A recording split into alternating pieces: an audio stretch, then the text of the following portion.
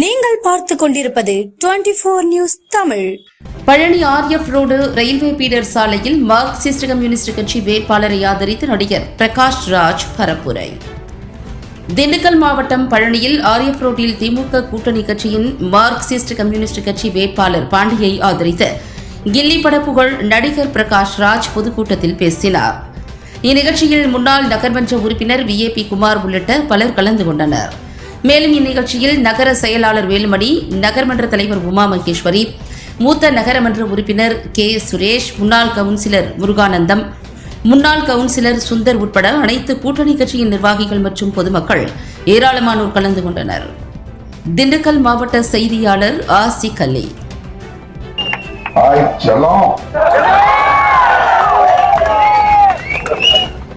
ஆனா இன்னைக்கு நான் நடிகனா வரலையேங்க. நான் நடிகனாங்கிறதுனாலயோ அதுக்கு நீங்க காட்டுற அன்புக்காகவே அதை தப்பா பயன்படுத்துறதுக்கு நான் வரல. ஏன்னா நடிகன் தொழில் வேற. கொஞ்சம் திறமை இருந்தது, அதை வளர்த்தது நீங்க. நேரம் செலவழிச்சு படம் பார்த்தது நீங்க, காசு கொடுத்தது நீங்க. என் குடும்பம் நல்லா இருக்கும். அதை திருப்பி கொடுக்க முடியாதுல்ல காசை. ஆனா அன்புக்கு என்ன கொடுக்கணும்? இன்னைக்கு தங்கச்சி பாடிட்டு இருந்தாங்க, ரொம்ப சந்தோஷமா இருந்தது. கலைஞன் ஒரு கலை, ஒரு பாடல், ஒரு கலைஞன்ங்கிற பேர் இருக்குல்ல, அது வெறும் என்டர்டைன்மெண்ட் இல்ல. இப்பேற்பட்ட மேடைகளுக்கும் அது பயன்படும். ஒரு கலைஞன்ங்கிறவன் ஒரு சமுதாயத்தினால உருவாக்கப்பட்டவர். அப்போ நாட்டுக்கு மக்களுக்கு ஏதாவது பிரச்சனை இருந்தா வரணும். எங்க போறீங்க? கடைசி பாருங்க, எங்க போறீங்க? பிரகாஷ் ராஜ் எல்லாம் பாத்துக்கலாம். அது டபுள் இன்ஜின் சர்க்கார் இல்ல. மோதியும் அதிமுகவும் டப்பா சர்க்கார். என்னன்னா என்ஜின் அங்க இருக்கு, அவர் தான் ஸ்டேஷன் மாஸ்டர். எல்லாத்தையும் அவர் தான் ஒரு ஸ்டேஷனுக்கு போறதுல. இந்த டப்பாக்கள் தான் இங்க இருக்கு. அதை பத்தி ரொம்ப கேர்ஃபுல்லா. மக்கள் நான் நிறைய பேச மாட்டேன், ஒரு 2-3 விஷயம் பேசுறேன், அவ்வளவுதான். முதல்ல பழனியை பத்தி பேசுறேன். நம்ம இந்த சாமி சிறைய திருடுற கும்பலை பத்தி கேள்விப்பட்டிருக்கோம்ல, நிறைய கதைகள் இருக்கும். இப்ப முருகனையே சாமியே திருடுற கும்பல் வந்திருக்கு. பழனி அவனுக்கு முப்பாட்டமா கதை அடிக்கிறானுங்க. அறிவுல பழனி தமிழ் கடவுள். அதுக்கு கொஞ்சம் வரலாறு தெரியணும், ஆர்கியாலஜி தெரியணும். தெரியல விட்டுருங்க, ஆனா நாங்க கேர்ஃபுல்லா இருக்கணும். இந்த தேர்தல் 3 மாடலுக்கான தேர்தல், அப்படிதான் பார்க்கணும். 1 திராவிட மாடல், 2வது அடிமை மாடல், 3வது சினிமா மாடல். நான் அரசியல்வாதி கிடையாது, நான் எந்த கட்சிக்காரனும் கிடையாது. உங்களை மாதிரி நானும் ஒரு ஓட்டர் தான். நம்ம 2 பேரும் இந்த தேர்தல் என்னாலும் பேசுறோம். இந்த மாடல்கள் என்ன கொடுத்துருக்கு பேசு. திராவிட மாடல் என்ன கொடுத்துச்சு? கல்வி கொடுத்துச்சுப்பா. இந்தியாவிலேயே ஒரு மாநிலம் இப்படி இருக்கணுங்கிற பெருமையை சேர்த்துச்சுப்பா. மொழி மானத்தை காப்பாத்துச்சு. இப்ப இனம் மானத்தை காப்பாத்துறதுக்கு போராடும். இது திராவிட மாடல். அடிமை மாடல் என்ன? நம்ம தன்மானத்தை, சுயமரியாதையை தூக்கிட்டு போய் மோதி கால் கிடக்கு. தேவையா நமக்கு? இவருங்க எப்படின்னா ஒரு கதை சொல்றவங்க. ஒரு பெரிய கிணறு இருந்தது தமிழ்நாடு, ஒரு கிணறுன்னு வச்சுக்கீங்களேன். அதுல ஒரு தவளைகளோட சாம்ராஜ்யம் இருக்கு. தவளைகளோட நல்லா வாழ்ந்துகிட்டு இருக்கு. அவங்களுக்கு நடுவில் ஏதோ மனதாபம் இருந்தாலும் பேசிக்கிட்டு ஒரு மாநிலம் மாதிரி வாழ்ந்துட்டு. அதுல ஒருத்தன் என்ன பண்ணுவான், டே நான் தான் ஆடுவேன், நான் தான் தலைவனாகுவேன் அப்படின்னு சொல்லுவான். எடப்பாடியோ படப்பாடியோ யாரோ, அல்ல விஜயோ யாரோ. அப்ப தவளைகள் என்ன சொல்லுது, அப்பா அப்படி எல்லாம் திடீர்னு ஆயிட முடியாதுயா, எங்க தோணுது. நீ இந்த தவளையோட இந்த கிணறு இருக்குல்ல, அதை பத்தி உனக்கு என்ன தெரியும்? இதோடைய தன்மானத்தை காப்பாத்துறதுக்கு என்ன பண்ணுவேன், எங்களை காப்பாத்துறதுக்கு என்ன பண்ணுவேன், கல்வி என்ன தருவேன், அதெல்லாம் சொன்னதுக்கு அப்புறம் நாங்க நல்ல முடியாது தான் ஆயிடும்.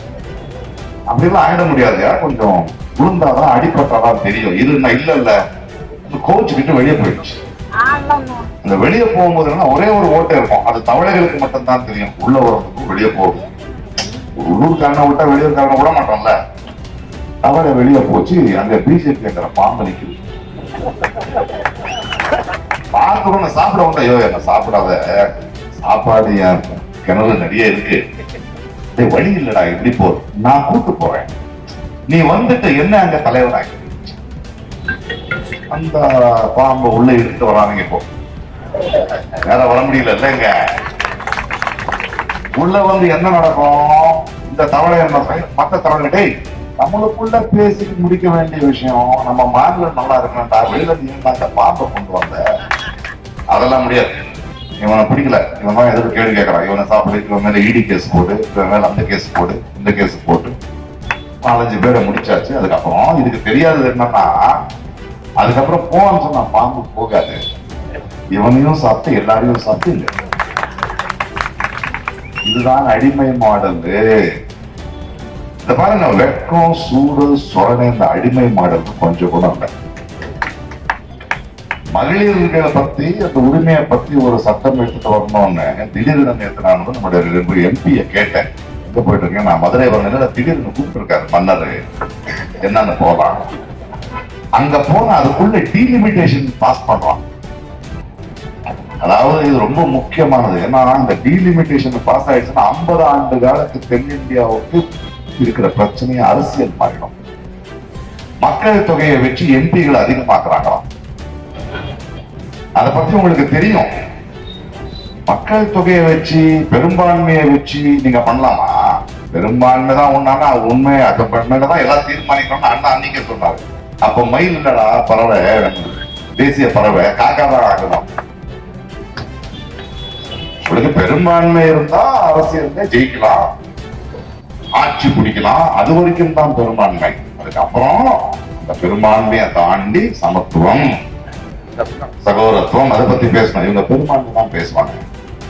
நான் எதுக்கு சூடு சோழனை இல்லாம பேசுறேன்னா, இந்த எடப்பாடியோ இந்த மற்ற கட்சிகள் இருக்காங்கல்ல, இந்த அடிமை மாடல் தமிழ்நாட்டுக்கு துரோகம் நடந்துகிட்டு இருக்கு. தேர்தல் நேரத்துல எவ்வளவு தைரியம் இருந்தா அவன் பண்ணுவான், வாய மூடிக்கிட்டு நிக்கிறாங்க பாருங்க.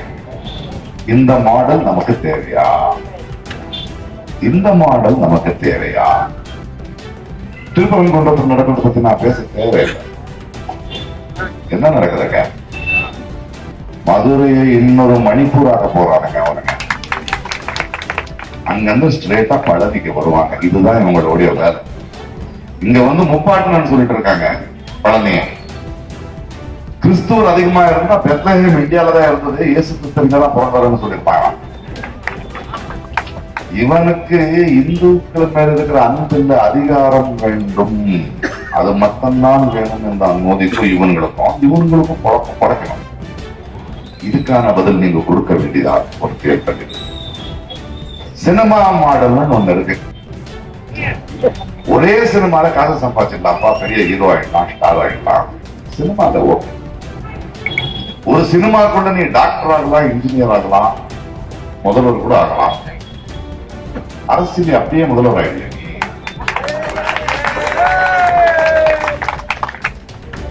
யாரு அரசியல் பேசணும்? என் அளவுக்கு அரசியல் பேசிருக்கியாப்பா நீ? இத்தனை வருடங்கள்ல தமிழ்நாட்டுக்கோ மக்களுக்கோ மொழிக்கோ தன்மானத்துக்கோ பிரச்சனை வந்திருக்கும் போது வந்து நின்று இருக்கியா? உங்களுடைய உங்க மேல மக்கள் வச்சிருக்கிற நட்பு, அன்பு, திறனுக்கு அரசியல் இல்லை.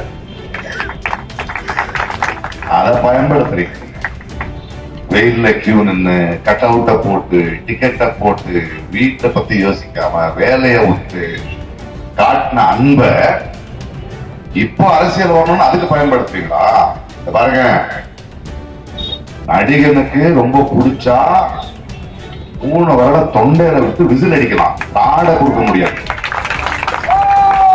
நாட கொடுக்க கூடாது. அரசியல் வேற, சினிமா வேற. அந்த அன்பு வேற, இந்த அன்பு வேற. அதுக்கு இறங்கணும், பேசணும். சீமான் பரவாயில்லையா, 10 வருஷம் மக்களை பத்தி பேசிக்கிட்டு இருக்காரு.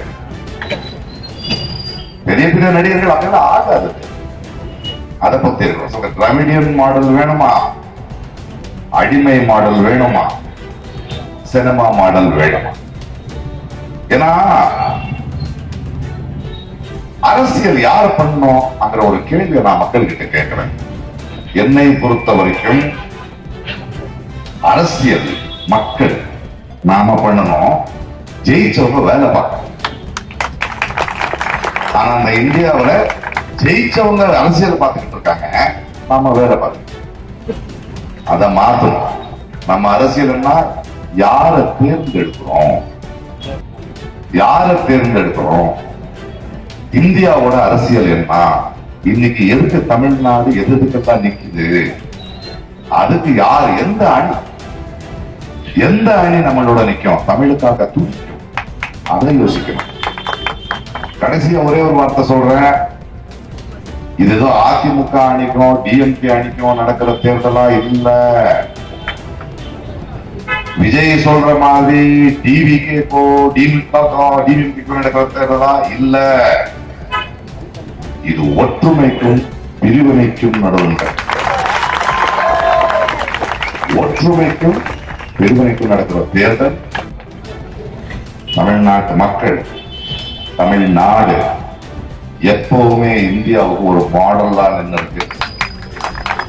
எதை திணிக்கும் போது ஹிந்தி திணிக்கிட்டோம், நீட்டு திணிக்கிட்டோம், எதிர்த்து நிக்கணும். இன்னும் வலுவா நிக்கணும்னா எந்த அணிக்கு ஓட்டு போடணும்னு நீங்க தான் முடிவெடுக்கணும். அரசியல் மக்களான நாங்க செய்ய வேண்டிய நிலைமை வந்தாச்சு. ஒற்றுமையா பிரிவினையா? நல்லது நடக்கும். தேங்க்யூ.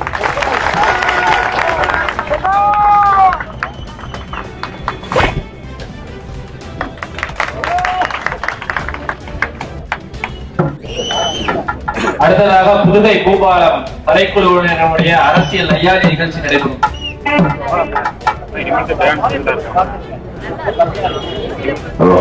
சலோ, நான் மதுரைக்கு போனோம்.